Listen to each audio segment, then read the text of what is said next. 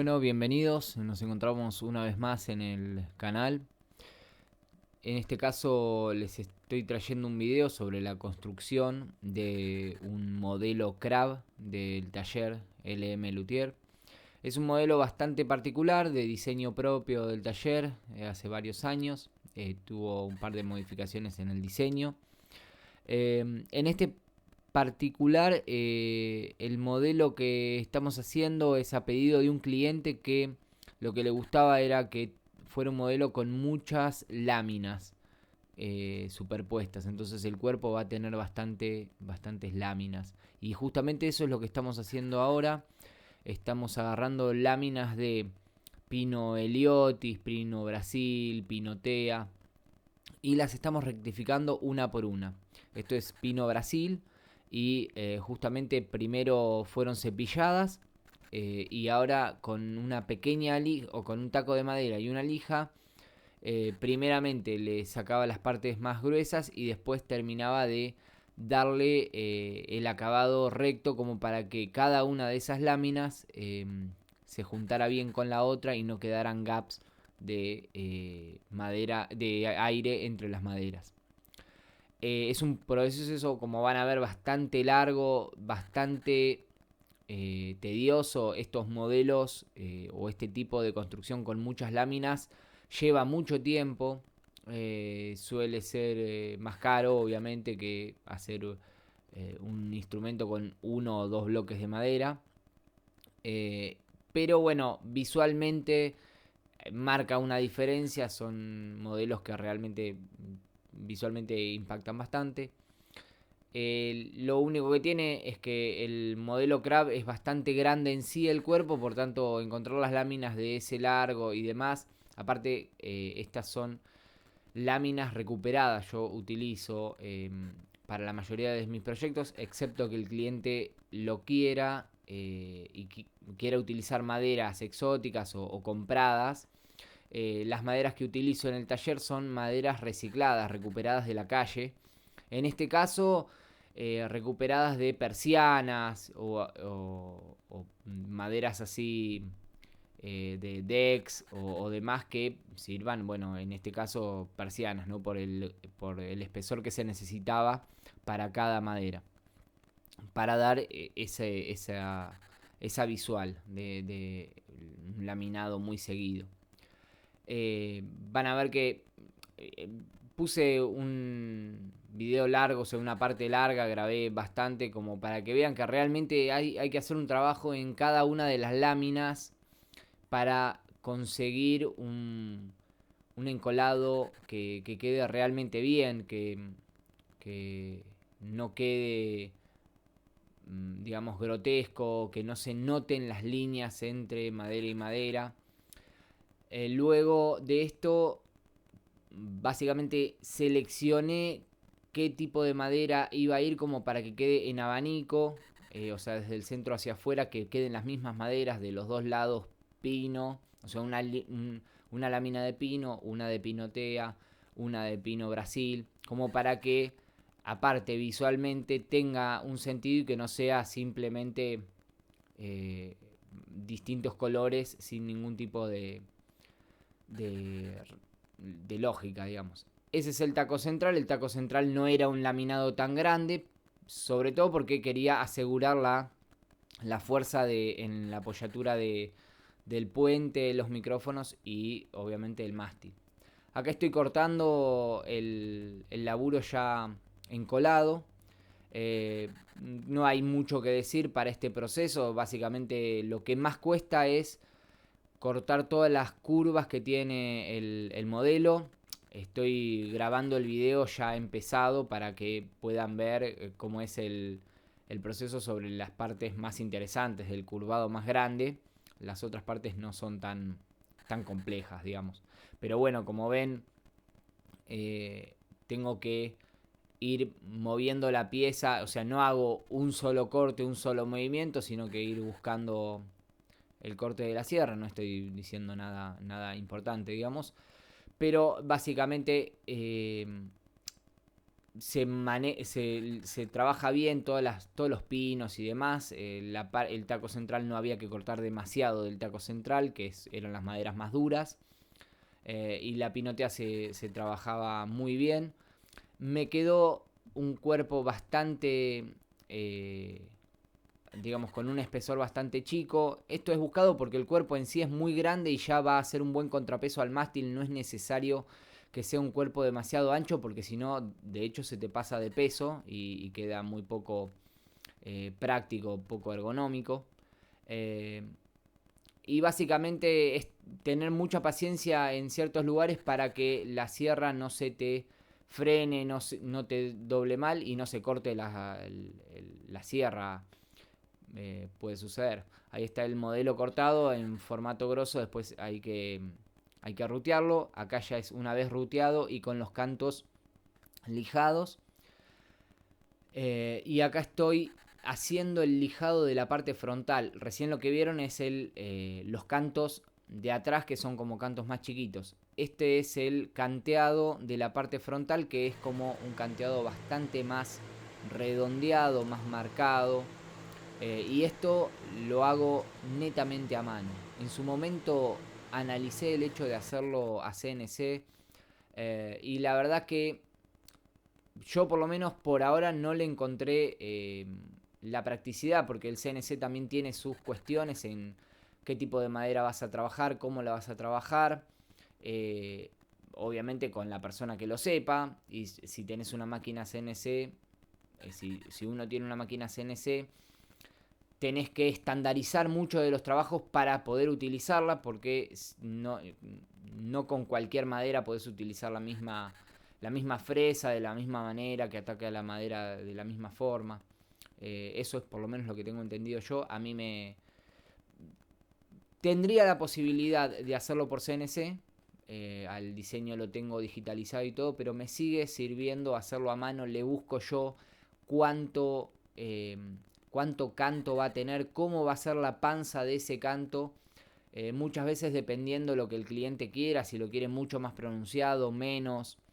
La parte de la apoyatura del brazo derecho, cuánto quiere que sea, cómo, si es un corte cuadrado como el de una Fender o un corte como vemos acá, que es como un plato a donde se apoya. Eh, y ahora estamos viendo la parte del lijado. El lijado básicamente es la parte más complicada o más tediosa de todo el laburo, porque justamente al tener eh, tantas partes redondas y ser un diseño así tan redondo, mucho de ese trabajo se llega y se logra con la lija y con el lijado grueso, sobre todo, ¿no? Es mucho tiempo del lijado con lija 80, lija 100, como máximo 120, pero en realidad la que estoy utilizando es lija para madera 80 ahora, para darle justamente, como ven, en el brazo esa sensación de que sea bien redondo, el canto bien marcado, que cuando lo veas no te dé la sensación de que hay una línea, sino que es todo el modelo, un mismo movimiento, por decirlo así, ¿no? Que también de hecho con el diseño visto de frente, el modelo da la sensación de que está como eh, moviéndose, por decirlo así. Digo por el diseño de los cuernos con respecto a la parte de la cola y demás del instrumento, de la panza del instrumento. Eh, Después de este lijado van a seguir otras lijas, obviamente al ser un modelo acabado al aceite, después de la lija 80 va a ir 120, 160, 240, 360, 400, bueno, y ya para el proceso de aceitado. Ciertas partes obviamente se utilizan máquinas que son muy efectivas, la rotor Vitales para ciertos lijados es única. Pero bueno, la parte de los cantos se hace íntegramente a mano. Eh, tanto el lijado más. El limado más grande como. O el escofinado más grande como el lijado luego se hace íntegramente a mano.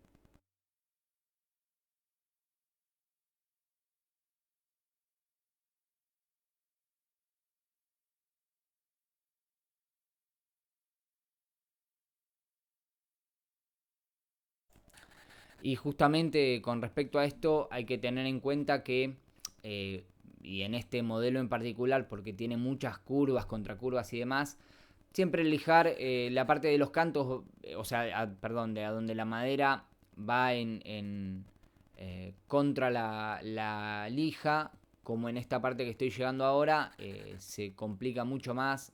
De nuevo, este modelo en particular, por cómo está hecho y el diseño de los cantos tan redondeados, lijar estas partes son partes bastante tediosas, a donde hay que dedicarle mucho tiempo. Acá estamos viendo un video a una velocidad muy alta y aparte un tiempo del lijado. Realmente se dedican muchas horas a lijar, a que quede después de lijar mucho tiempo, igual se le pasa la mano, se siente en cada parte a dónde está, como para que al tacto quede también un mismo movimiento de mano y que parezca que no tenga protuberancias, más allá de las del diseño, protuberancias en la madera en sí.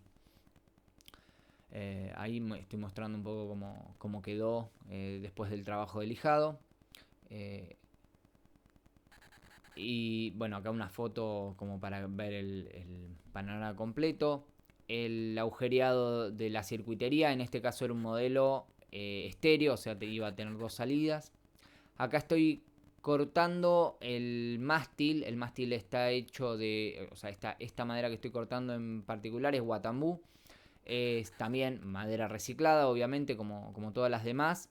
Y una parte bastante importante es de la madera que yo puedo recuperar de la calle, cuál me sirve y de qué manera me sirve. O sea, tratar de buscar el corte más eficiente en la madera recuperada para poder utilizar el corte de madera y poder crear un instrumento de ahí. Porque muchas veces, de hecho, si cortás mal una madera, terminas tirando mucha madera. Entonces, una parte bastante importante es el mecanizado de la madera y el cómo vas a cortar para poder ser eficiente en la cantidad de madera a cortar y a utilizar. Eh, en este caso, esto era un marco de una cama, eh, obviamente que había recuperado hace un tiempo atrás.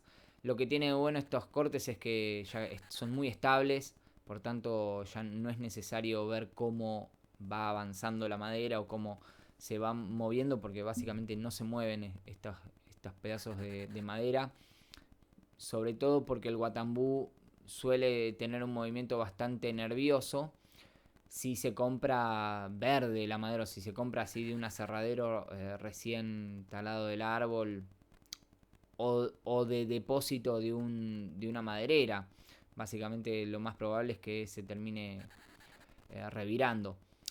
Lo, la- las personas que se dedican a la construcción de instrumentos, los luthiers, saben que no se tiene que usar una madera directamente sacada de un aserradero.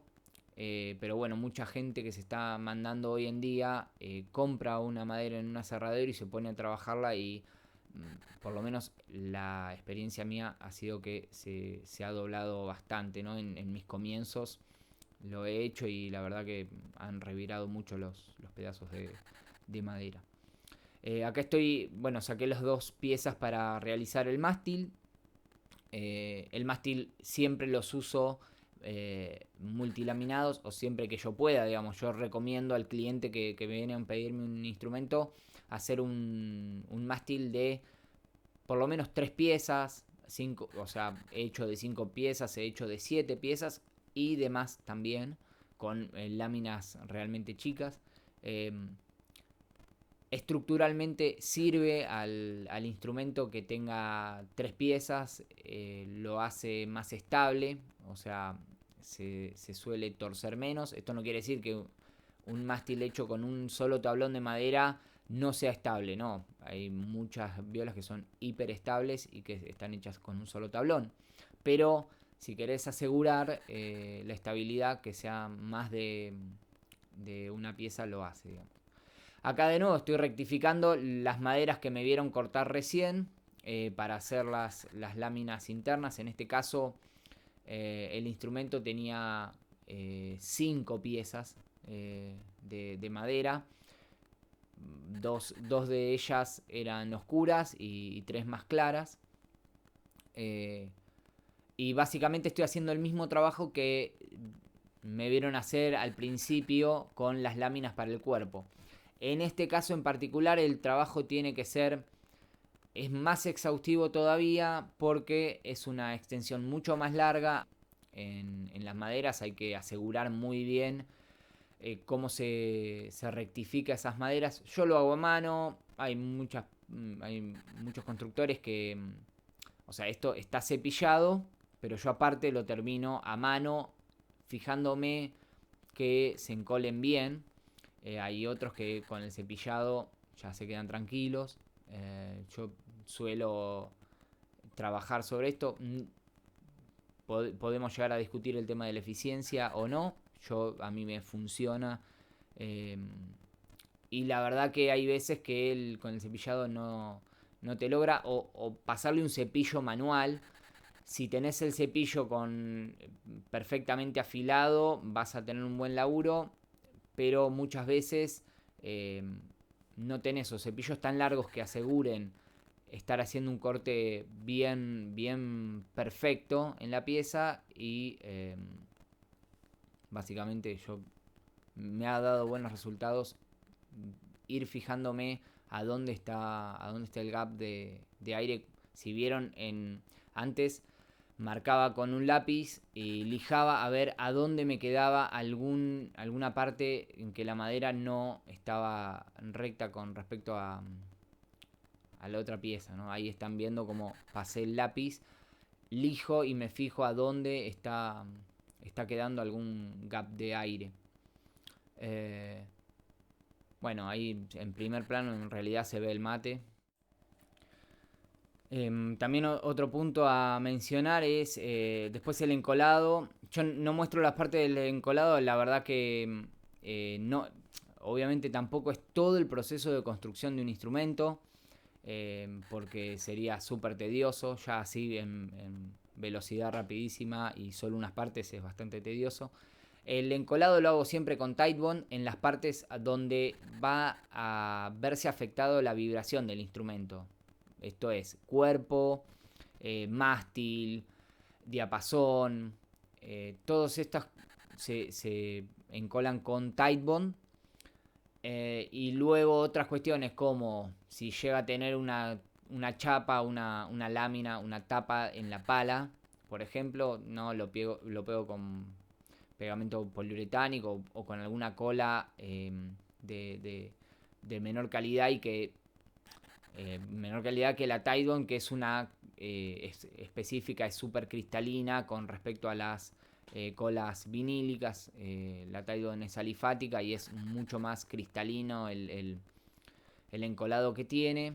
Y básicamente utilizo esto para asegurar que la vibración del instrumento utilizamos los luthiers este pegamento justamente por eso, para asegurar la vibración bien de las piezas que se encolan, porque si utilizamos una cola vinílica, que hay algunos luthiers que la utilizan, eh, por lo menos para mí me resulta que es demasiado gomosa para las partes a donde se necesita que el instrumento vibre y la vibración va a pasar por pegamento, ya sea en la unión de mástil cuerpo como en la unión de las mismas maderas que conforman cada pieza. Siempre esperando 24 horas para poder trabajar la madera. Bueno, estarán viendo que el proceso de lijado tarda mucho. Lo puse a grabar y básicamente lo dejaba grabando, pero es un proceso muy largo. Y la verdad que no grabé en muchas partes, me olvidé de poner a grabar la máquina y laburaba, porque básicamente aparte lo trabajo en varios días, no es que lo agarro y trato de terminar el instrumento en la menor cantidad de días posibles.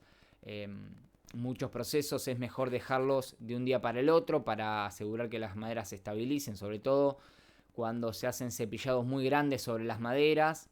Es mejor dejarlos pasar un par de días. Acá vemos ya las maderas estas que estaba rectificando encoladas. Ahí está el mástil a medio cortar y el diapasón, digamos, muy grosso. El diapasón de Virapitá. Acá estamos viendo cómo estoy rectificando la pala para luego encolar la tapa. También un trabajo que la pala la corto directamente desde el pedazo de madera, calculándole los grados que hayan hablado con el cliente, dependiendo del modelo que estemos eligiendo. En este caso no tenía mucha inclinación, porque el modelo no tiene mucha inclinación ya de por sí. Entonces quedó una pala que está más o menos a 10 grados de inclinación. Igualmente, por las dudas, a estos modelos les agrego un baja cuerda, para que las cuerdas queden con una tensión. Pero básicamente también, a veces lo hago, le paso un cepillo, y otras veces lijo la pieza de madera directamente. Eh, en este caso también es para dejar toda la pieza rectificada. Eh, a mí me sale mejor con un cepillo. He visto otros que con una lija. He visto otros que cepillan. Acá estoy haciendo el ranurado de diapasones. Mucha gente lo hace con serruchos de lutería, uno por uno a mano, y la verdad que yo tengo esta máquina que he hecho yo a mano y es súper sencilla, la idea de la máquina, y ahorra mucho tiempo y es mucho más preciso que hacerlo con un serrucho marcando cada uno de los trastes. Esa máquina, ya tengo una plantilla con cada traste a donde cae, y básicamente es trabar la madera a donde va a caer el traste y pasar una sierra que corta el surco del traste perfectamente, y no tenemos gaps de por ahí alguna máquina que tomemos de referencia y tenga movido algún traste, o directamente con el serrucho a mano y que se te vaya de lugar el traste. Recién vieron que corté el trapecio del diapasón y ahora estoy rectificando los costados del diapasón. Lo hago básicamente con las medidas que deben tener el diapasón. Corto a grosso modo, dejando 1 milímetro, y después rectifico a lija la medida del diapasón hasta donde debería llegar. Y después utilizo el diapasón como plantilla para terminar de rutear el mástil. La verdad que he probado utilizar plantillas para rutear el mástil, y lo que me terminaba pasando era que a veces no eran perfectas las plantillas con respecto a la medida que debían tener. Por ahí tenían un pequeño gap de aire entre la unión de la plantilla del cuerpo y la plantilla del mástil, y eso hacía que no queden perfectas las medidas del mástil o del agujero del cuerpo. Este sistema a mí siempre me sirvió, siempre que lo hice a mano, calculando cada uno de los pasos. Obviamente que te lleva mucho más tiempo, porque me están viendo ahí que estoy tomando la medida tanto de la cejilla como del último traste, a ver que quede a la medida que tiene que quedar. Pero la verdad que me sirve para asegurar el ancho del primer y el último traste. Ahora voy a pasar a encolar el diapasón. O sea, recién le estaba hablando de una parte, de un paso siguiente. En este caso terminé de rectificar el diapasón, lo pongo en el mástil y marco a dónde debería caer correctamente. Acá estoy encolando la tapa de, de pala. Iba con una lámina intermedia de madera oscura, entonces después hacer una suerte de visual visto desde adelante, que se vea la madera oscura por el costado. Los laburos de encolado suelen ser bastante engorrosos en estos puntos, ¿no? Que queden alineados, que cada pieza no se mueva. Normalmente cuando pones cola y apretás con la prensa, se mueven las piezas de madera. Hay que tener mucho cuidado cuando se encola y hacer presión y dejarlo y no chequear si la madera no se está moviendo. Yo creo que en casi todos los casos se termina moviendo un poco la madera. No hay que quedarse tranquilos. Si son más de 2 piezas que ya están hiperrectificadas, si estamos encolando una lámina, seguramente las prensas hagan alguna fuerza para algún lado y se muevan las piezas. Acá estoy justamente pegando las alas para que quede toda la madera en toda la extensión bien encolada, y sacando la cola que sobra del encolado. ¿Por qué saco el pegamento que sobra? Porque si dejamos el pedazo de pegamento, va a secar por afuera eso y va a dejar una gota interna que no se va a secar nunca porque secó la parte de afuera. Ahí veíamos la pala ya rectificada. Acá estoy agregando los dots, obviamente los dots de posición. Los quería así de costado del cliente. Ahí lo pegué con la gotita y estoy sacando el excedente.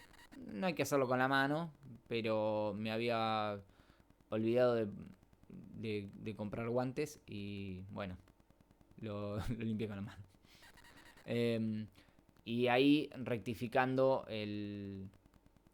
los dots para que queden al diapasón, al ras del diapasón.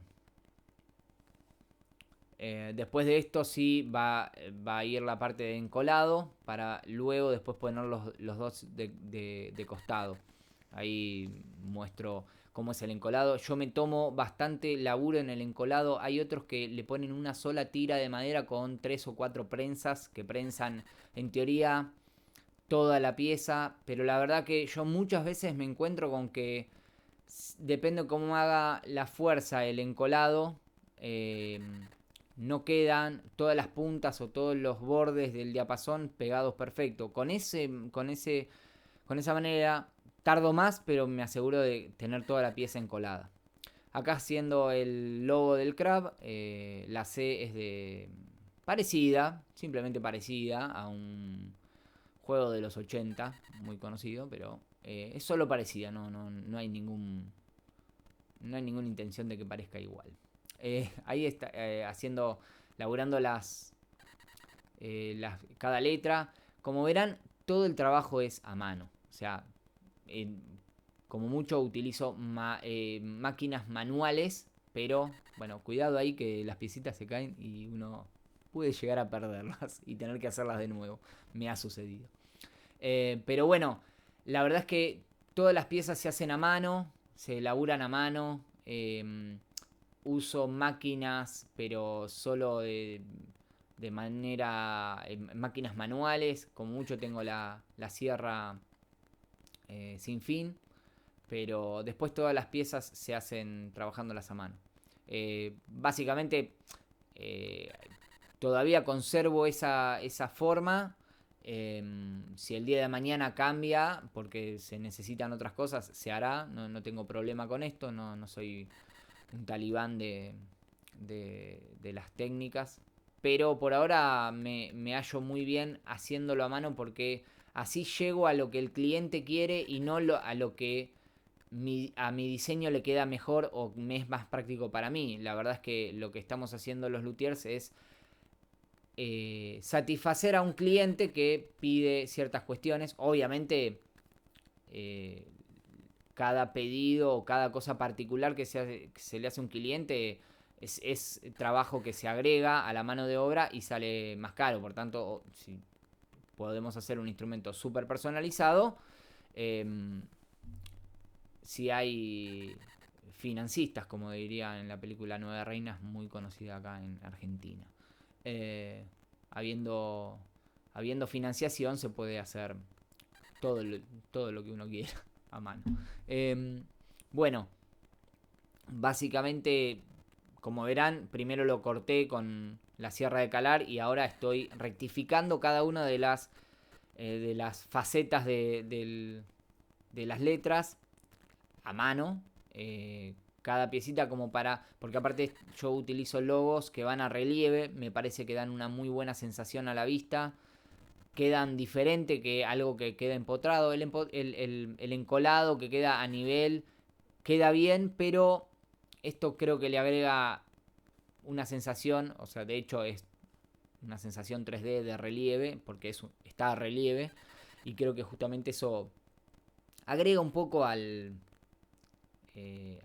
trabajo, a la visual del instrumento.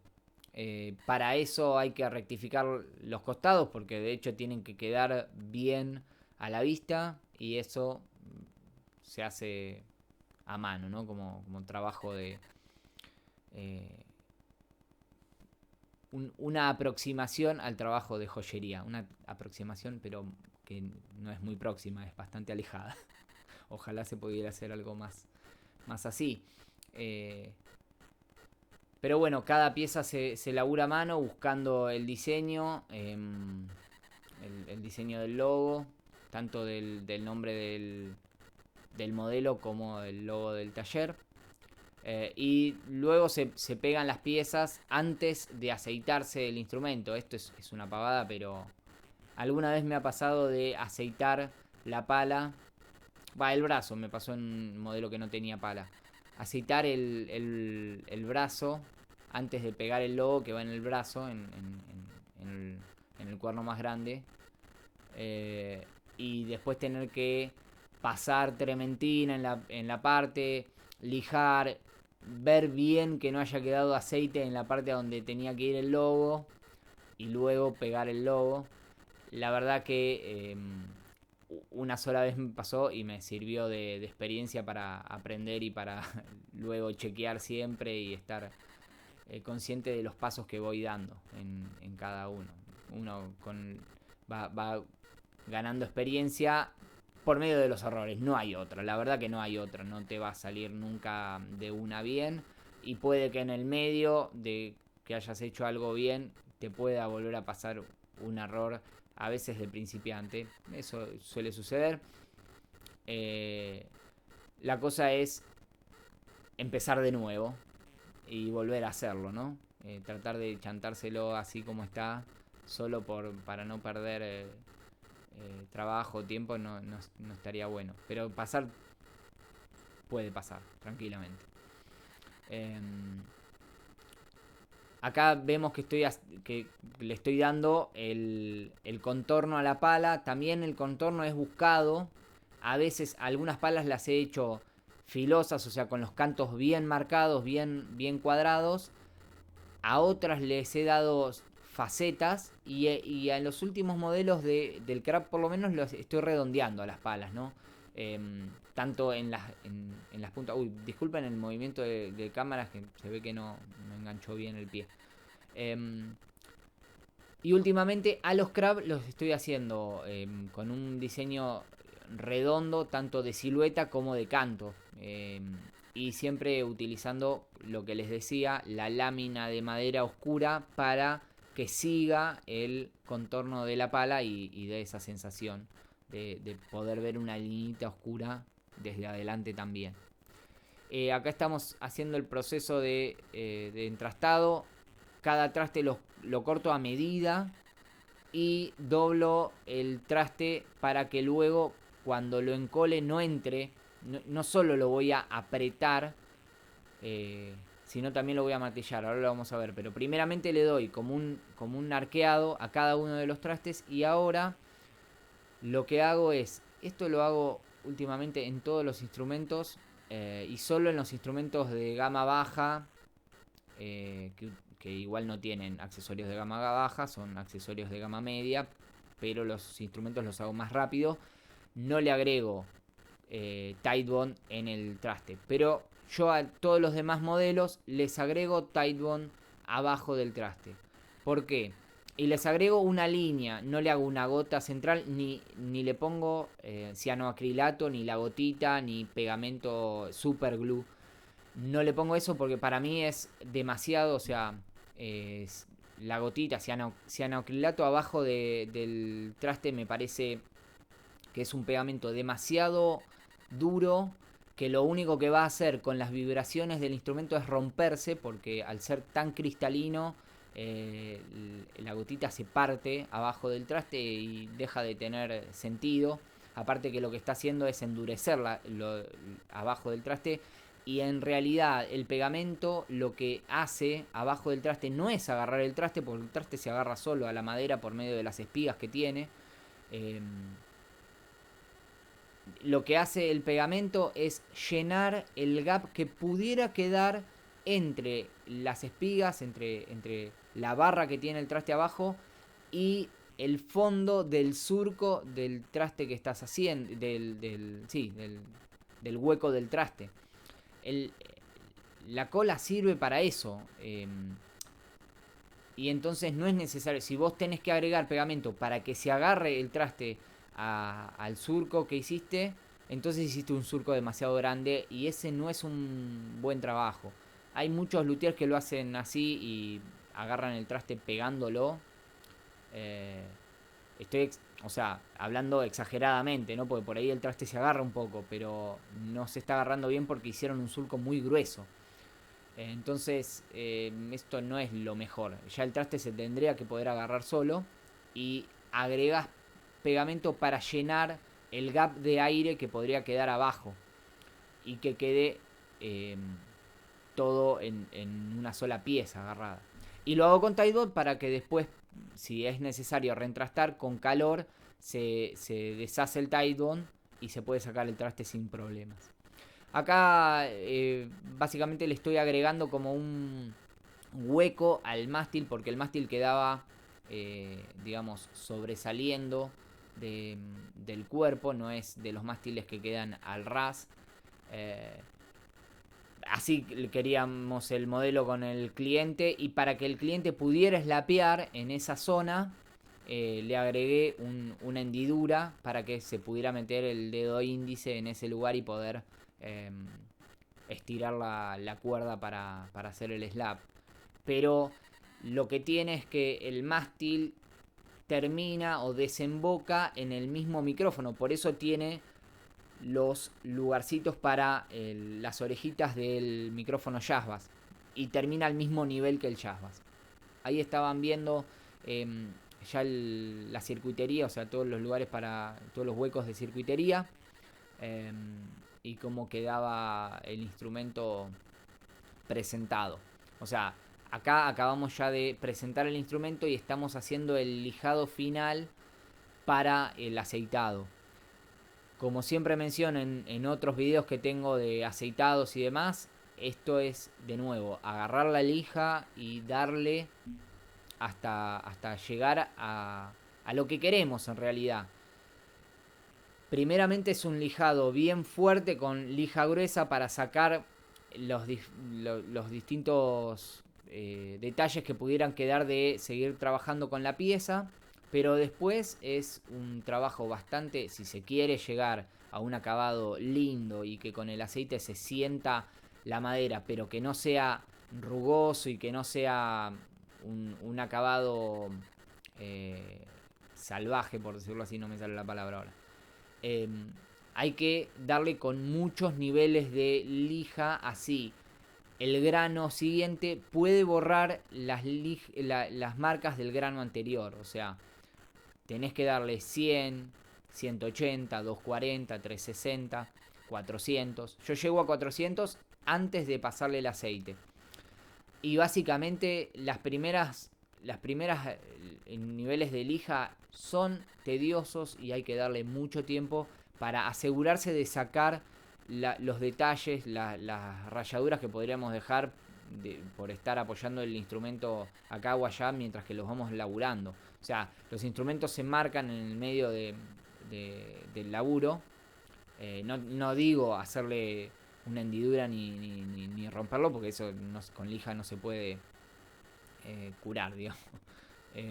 Pero sí, por ahí algún rayón, bueno, con lija se puede sacar esto. Lo que pasa es que muchas veces, o sea, hay que asegurarse de hacer un buen trabajo con el lijado principal, o sea, con las primeras manos de lija, hacer un buen repelo. Hay veces que he hecho 2 repelos, dependiendo las maderas y el instrumento. Y el repelo básicamente lo hacía a los 360 o a los 240, pero sobre todo a los 360. Hacer repelo en la lija 80 o 100 no tiene sentido. Hacerlo en la 400 tampoco tiene sentido. Más o menos tiene que ser con un grano medio fino, pero que no sea el más fino antes del aceitado, ¿no? Por lo menos en mi experiencia es así. Pero la verdad es que el punto es mucho tiempo de lijado. Yo a donde he conseguido buenos acabados es cuando hice este proceso bien concienzudo sobre la madera. Y acá estamos ya en la parte que ya he subido muchos videos, que es la parte del aceitado. Aceite de tun al 50% en esta primera mano y luego puro, o viendo si necesita tener un poco más de solvente natural. Pero seguro que en esta primera mano al 50%, y después hay que ver. En este caso, como tiene muchas maderas, en las alas de pino y pinotea va a absorber muchísima cantidad de aceite, mucho. Y en el centro, que es maple, va a absorber menos, porque el maple es menos poroso, tiene la veta mucho más cerrada que el pino. Y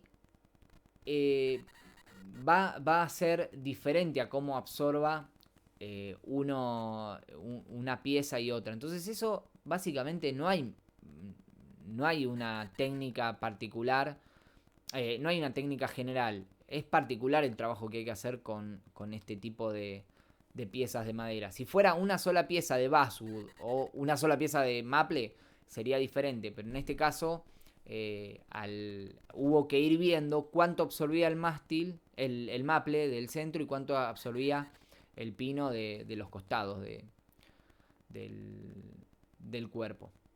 Pero básicamente es pasarle mínimo 6 manos de aceite de tun, esperando días entre cada una de las manos. Dependiendo en qué mano estemos, esperamos más o menos días. Obviamente que al principio van a ser menos días y después se va extendiendo. Y son muchos días. Es un proceso que tarda mucho. El aceite de tun es así. Y acá vemos el instrumento terminado. También llegamos al final del video. Les agradezco mucho por llegar hasta acá.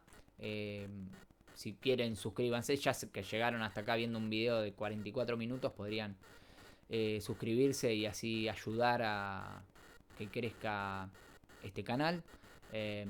Los resultados los pueden ver. Quedó un instrumento que es totalmente funcional y muy bien terminado.